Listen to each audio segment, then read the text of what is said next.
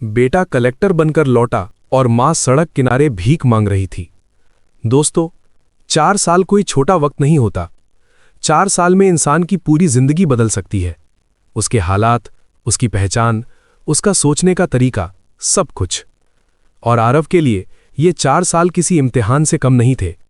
आरव एक छोटे से गांव में पला बढ़ा लड़का था, जिसका बचपन गरीबी में बीता था, जिसने भूख देखी थी, तंगहाली देखी थी और अपनी मां की आंखों में छुपे सपने देखे थे। उसकी मां सरस्वती देवी, एक सीधी साधी मेहनती औरत, जिसने पति के गुजर जाने के बाद अकेले ही बेटे को पाला। सुबह दूसरों के घर झाड़ू पोछा, दोपहर खेतों में मजदूरी और रात को चूल्हे के पास बैठकर बेटे को पढ़ाना। वो अक्सर कहती थी, बेटा तू पढ़ ले, मेरी जिंदगी तो गुजर गई, पर तू मेरी तकदीर बदल देगा। आज वही बेटा विदेश से लौट रहा था, लेकिन अब वो सिर्फ बेटा नहीं था, अब वो एक जिला कलेक्टर बन चुका था। सरकारी गाड़ी, सुरक्षा, रुतबा, नाम के आगे लगा हुआ बड़ा पद, सब कुछ उसके पास था। लेकिन एयरपोर्ट से बाहर कदम रखते ही उसके दिल में जो पहली ख्वाहिश उठी, वो सिर्फ मां से मिलने की थी। 4 साल हो गए थे। 4 साल में उसने अपने आप को बदलते देखा, लेकिन मां को नहीं।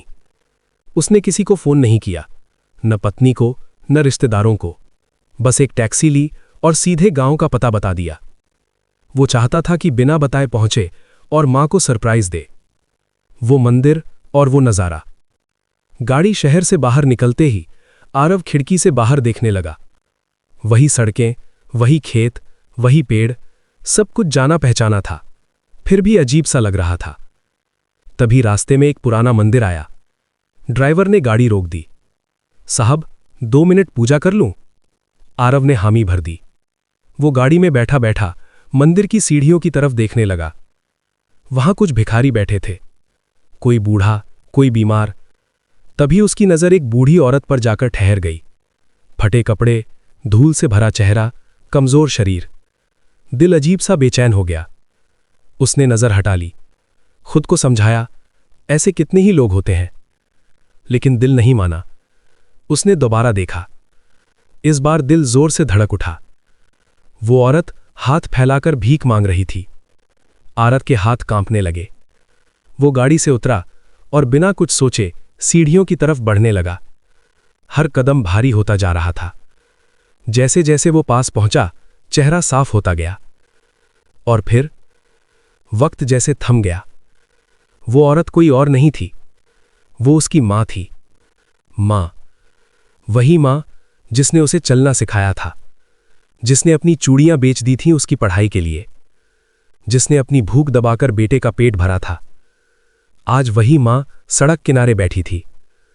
आरव वहीं जमीन पर बैठ गया। मां ने सिर उठाया। कुछ पल तक पहचान नहीं पाई। फिर अचानक आरव, और अगले ही पल दोनों की आंखों से आंसू बहने लगे। भीड़ थी, शोर था, लेकिन उस पल दुनिया उनके लिए रुक गई थी। मां, ये क्या हाल है आपका? घर कहां है? आप यहां कैसे? मां चुप रही, फिर धीमी आवाज में बोली, घर अब मेरा नहीं रहा बेटा। ये सुनते ही आरव का कलेजा कांप गया। वो कलेक्टर था, ताकतवर था, लेकिन उस पल वो सिर्फ एक बेटा था। मां की चुप कहानी। मां ने बताया, बेटे के विदेश जाने के बाद सब कुछ बदल गया। शुरू में बहू ठीक थी, फोन पर सब ठीक बताया जाता था। फिर धीरे धीरे ताने शुरू हुए। आप कुछ करती नहीं, बस बोझ बन गई हैं। बेटा पैसा भेजता है, आप खाती हैं। धीरे धीरे मां को बरामदे में सुला दिया गया। फिर एक दिन साफ कह दिया, अगर यहां रहना है तो नियम मानिए, वरना रास्ता खुला है। मां ने झगड़ा नहीं किया, बस अपने कपड़े उठाए और घर से निकल गई। न किसी ने रोका, न किसी ने पीछे देखा। कुछ पैसे थे, वो भी खत्म हो गए। और फिर मंदिर की सीढ़ियां, सड़क की जिंदगी।